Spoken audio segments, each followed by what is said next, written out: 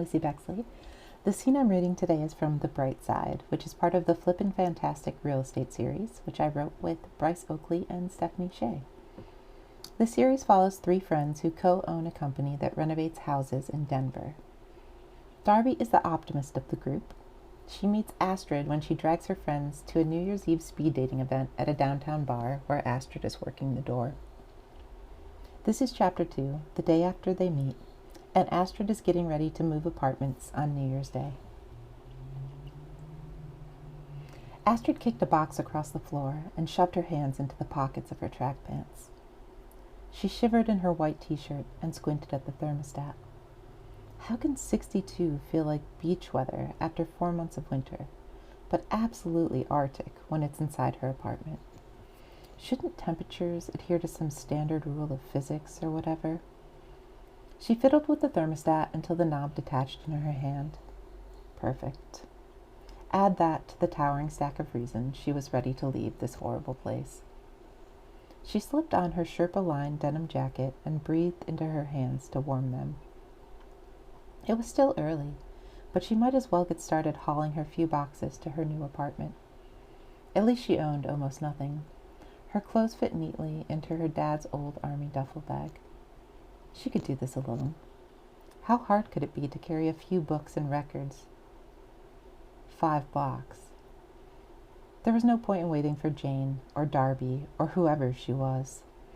That offer to help her move was pure drunk woman in a bar bathroom energy.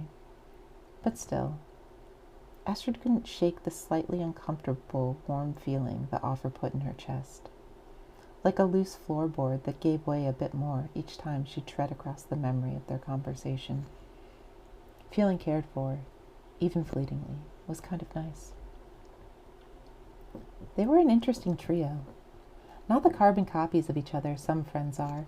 James, the proud owner of the group's only J name for some reason, was tall and kind of butch, but with her edges sanded down. Her face, when she'd stepped out of the bar to collect Darby, was bewildered but kind. Darby's other friend, Mia, was a stunning black woman, her umber skin complemented by her charcoal black hair. And then there was Darby, flushed pink cheeks glowing on her ivory skin, dancing in circles through Astrid's mind. Not that Astrid needed to remember the names and faces of people she'd probably never see again. Though she had liked the way the few snowflakes that fell last night caught in Darby's dark curly hair like fairy lights. A knock on the door startled her. Probably the jerk landlord, here to tap on his watch and remind her she needed to be out today. Astrid squared her shoulders and walked to the door. She debated flicking the chain open so he could get a good look at the boxes and leave her alone. But in the end, she left it in place.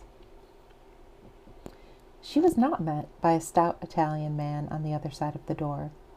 Instead, it was like opening it to Narnia. There, in the flickering light of the dingy hallway, was the mess of curly hair, once again glittering with snow.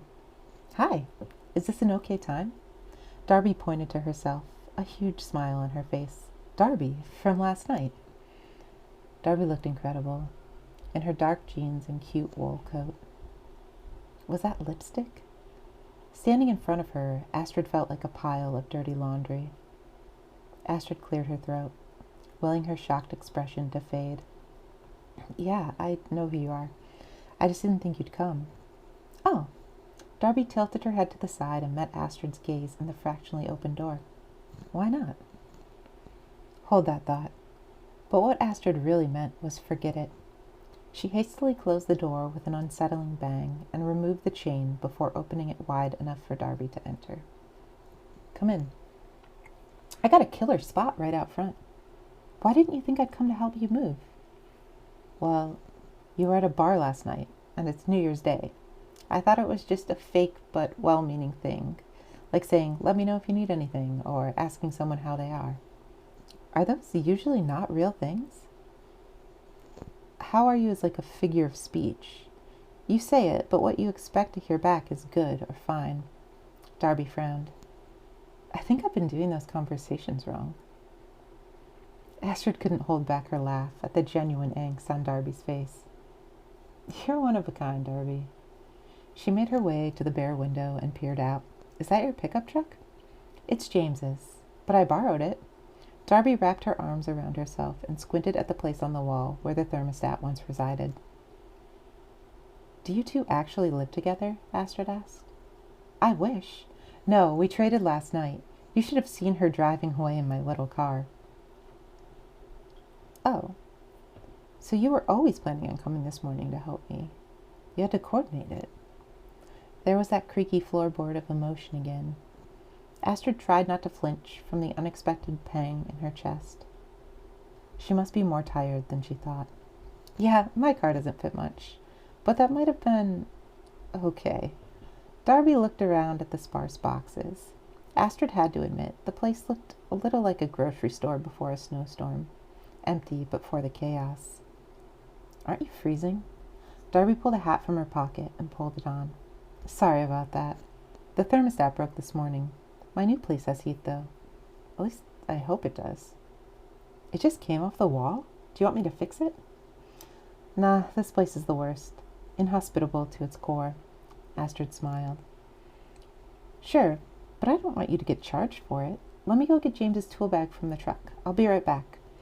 It's really... But Astrid was talking to herself as she watched Darby skip out of the apartment. She wandered over to the window and watched as Darby reappeared on the street a few moments later. And yep, still skipping. Should she be afraid? At what point did excessive cheer become threatening? Darby had the thermostat repaired and the heat clicking on within minutes. There, that's better. And now you might get your security deposit back. Astrid was stunned into silent awe. It was inexplicable that this woman should care about her security deposit, or that she was here at all. Not unpleasant, just mystifying. Has anyone ever mentioned that you are, like, forcefully kind? Of course, all the time. Darby's face fell. Oh, wait, are you saying that because you hate it? No, I'm just adjusting. Okay, should we move your stuff while you adjust, or would you like some time? Of course. Darby was here to do her a favor, and Astrid should be falling at her feet in thanks, because she had absolutely no plan, besides walking over a few boxes at a time, using the dolly she'd stumbled upon in the super's office. Quite literally stumbled upon, and fell on her face, after picking the lock, to see if she could find some spare light bulbs, to replace the ones having a 90s rave in the hallway. In retrospect, it would have been easier to go to the hardware store, but where's the fun in that? You know what? I've suddenly become well-adjusted. Any ideas on where we should start? Astrid looked over, but Darby was already halfway across the apartment, peering into her room. Let's start with the hardest thing first. That way the rest of the move is smooth sailing. It's like eating your vegetables so you can get to your pizza.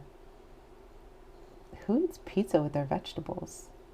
It's a thing people do. Don't worry about it. So I think let's start with your mattress. Let's come back to that, actually. I'm not sure if it will fit down the stairs. It might just be a casualty of the move. Darby looked like she was trying to solve a complicated equation. She walked to the door and opened it to lean into the hallway. But it has to fit. How did it get up here? I hired 4 guys, and there was still a lot of swearing. I think I might just cut it into pieces and put it in trash bags. Astrid paused and tilted her head. I just heard how that absolutely makes me sound like a 70s serial killer, which I am not, by the way. Of course you're not. It's not the 70s. Maybe we could lower it out those windows if you have some rope. Well, that has the potential to actually kill someone.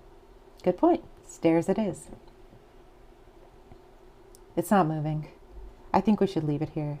You can save yourself. Escape to brunch. Astrid's voice was choppy with exertion. The mattress was jammed between the steps and the ceiling of the curved stairway. She was trapped in moving purgatory with the absolute nicest stranger she'd ever met. Probably there were worse ways to perish. We can't leave it. What will you sleep on? Darby's voice was muffled by the bed separating them, making the few stairs below sound like a far-off land. An air mattress? Is that a bad idea? My mind says no, but my back says yes. Come on, we've almost got it. They did not almost have it. Fine, Astrid grunted, throwing her shoulder into the wall of unmoving concrete that was recently the most comfortable bed she'd ever owned. Darby's surprised yelp echoed off the tile. Are you okay? Totally. My hand just got caught for a second. Great. Now I've maimed you. I'm going to see if anyone on my floor has a chainsaw.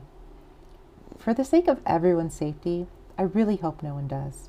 Come on, you can do it. Put your back into it. Darby sang that last part. I know you did not just quote an Ice Cube song to me as motivation. I think that song has a really positive mindset.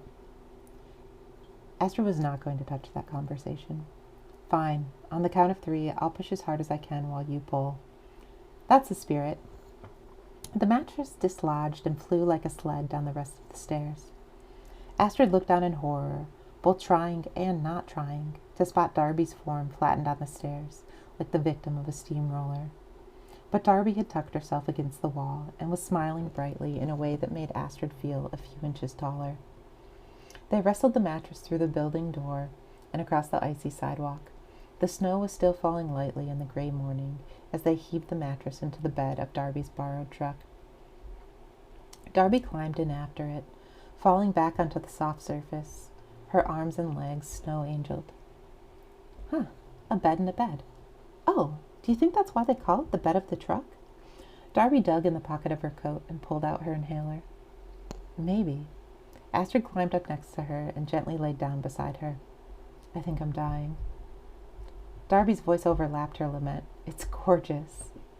For the first time, Astrid looked up at the snow. Large white flakes floated down from the sky, like a burst feather pillow. It was, in fact, gorgeous. You're right, it is. Do you always notice things like that? Things like the weather? Sure, when it falls right on me.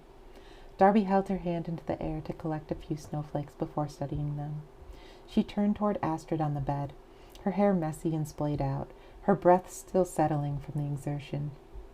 The street around them was quiet, and it was almost unbearably intimate, laying beside her like that. So, Darby said brightly, what are we moving next? Nothing. No more moving. We live here now. You know, I've never spent this much time with a woman and a bed, and not at least gotten her breakfast after. Are you proposing what I think you are? Astrid asked. I am, Darby grinned. Waffles.